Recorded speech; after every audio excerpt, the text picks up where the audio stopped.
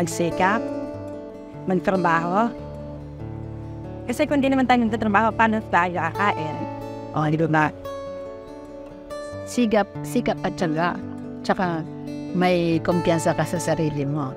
So, ayan na. Tapos, parang may inspiration ka sa pagtitinda mo, sa pagninegosyo mo.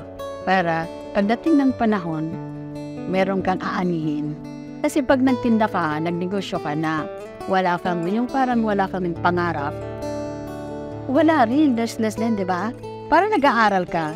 Aaral ako kasi gusto ko marating ko yung mga pangarap ko.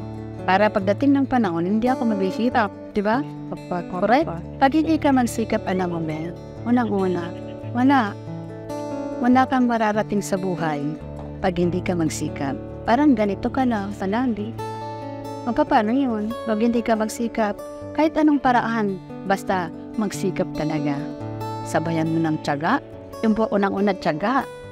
Kasi doon tayo mabubuhay sa kaunti muna. Huwag ka muna mangarap na mataas.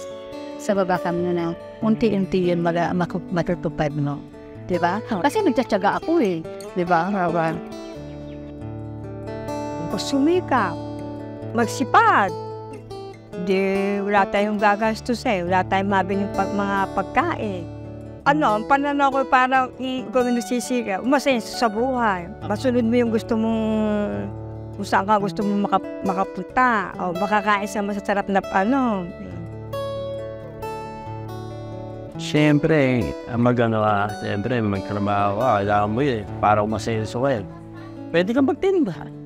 Nakuha ano pwede mo frasa. Gaya ngayon, uso kayo, social media, mag-online para kumitin ng pera, umasensya.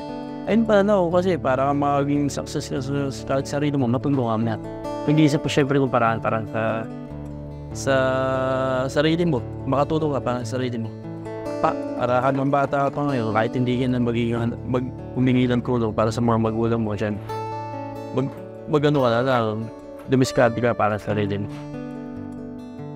Hindi magsipag, magtiyaga, ganun lang.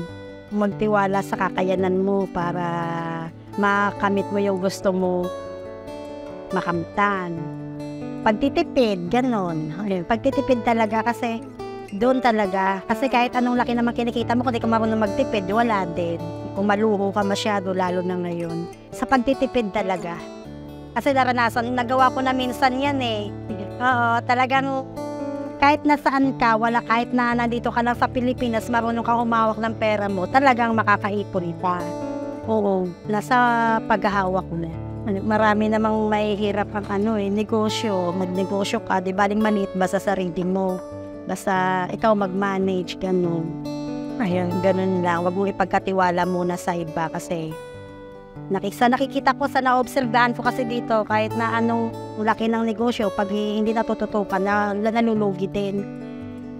Ang nakikita ko doon, kahit na maliit lang, basta focus sa'yo, ikaw magmamanage, talagang mapapalagon. Ang asenso, ayon sa psychology, ay nangangailangan ng tamang mindset at positive outlook. Hindi lamang nasusukat sa yaman ng pag-asenso, kundi maging sa kakayahang lumago bilang tao at matutunan ng bagong mga bagay. Pero kung Biblia ang tatanungin, ano nga ba ang paraan para umasenso sa buhay? Ito ang isang sikreto, Sislo, ng pag-asenso. Unang Korinto 3:18. Sino may huwag magdaya sa kanyang sarili. Kung ang sino man sa inyo ay nag-iisip na siya'y marunong sa kapanahonang ito, ay magpakamangmang siya upang siya ang maging marunong. Ito mo, halimbawa, palagay mo, marunong ka na. Ang dapat mo pang isipin mangmang ka pa at lalo ka pang dudulong.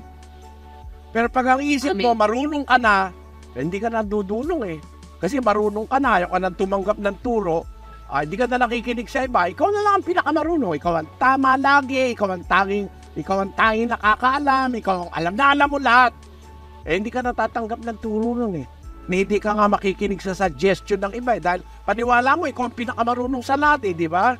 Pero samantalang naniniwala kang mangmang ka pa, welcome ka, open-minded ka sa mga suggestion, sa mga turo, lalo kang dudulong.